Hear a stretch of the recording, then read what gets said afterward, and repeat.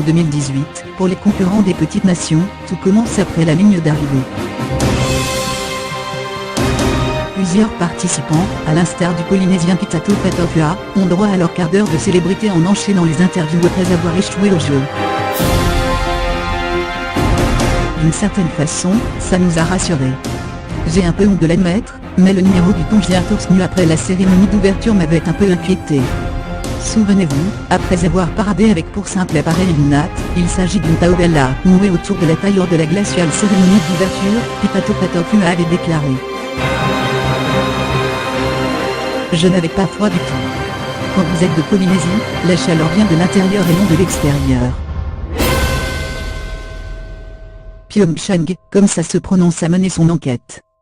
Et aujourd'hui, je suis en mesure de vous affirmer ceci, le dit Pita n'est pas un être étrange venu de l'espace pour ne pas avoir froid. Même les Tongiens peuvent souffrir du froid.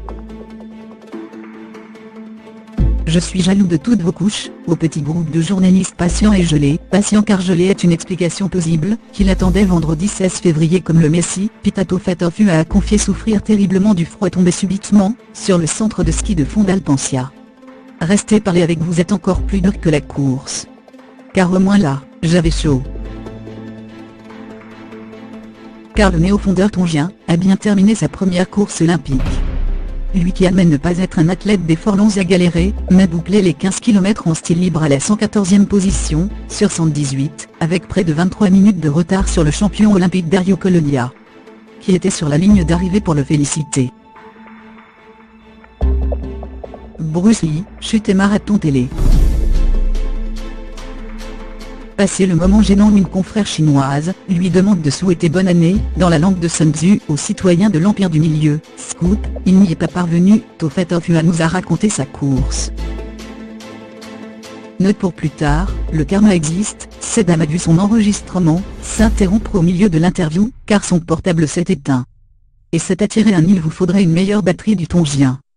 Puis, gentil, il lui a confié la relation, imaginaire, qu'il entretenait avec le verrou de son enfance, Bruce Lee, et sa philosophie.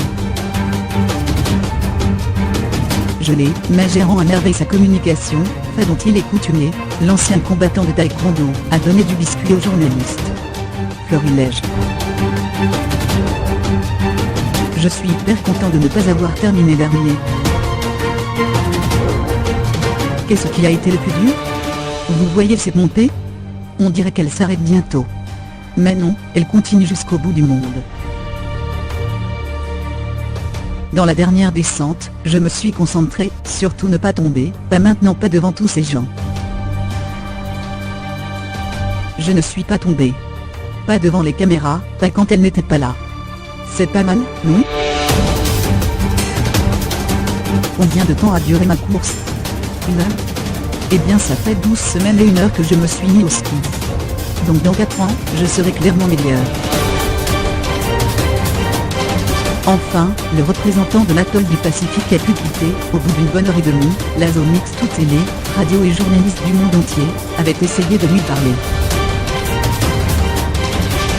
Alors que tous les concurrents des grandes nations du fond, on vous laisse choisir si la France en est, avait depuis longtemps regagné leur pénate, ceux des pays exotiques, ce n'est pas PCCCBSP qui le dit, c'est l'entraîneur allemand de Pitato Fatofua, entamait une seconde course. Non content d'avoir terminé à plus de 20 minutes, il fallait les voir, les Brésiliens, Marocains, Mexicains, Colombiens, Boliviens et le sacré numéro complémentaire tongien. Oui, une règle mathématique oubliée, semble régir les participants, exigeant que seuls des pays dont les ressortissants s'achèvent en fassent partie du concert des petites nations en ski de fond, enchaîner les interviews en grelotant. Mais après avoir repoussé une paire de compétitions olympiques, le froid n'allait pas leur voler leur quart d'heure de célébrité. D'ailleurs, le froid était souvent le sujet de conversation principal avec ces sportifs qui se sont réunis au village olympique. On gage que l'ambiance est bonne. Une bonne façon de briser la glace sans doute. Mais on laisse le mot de la fin au Chilien Jonathan Josu Fernandez, 102e de l'épreuve, que plutôt Frio, on ne traduira pas.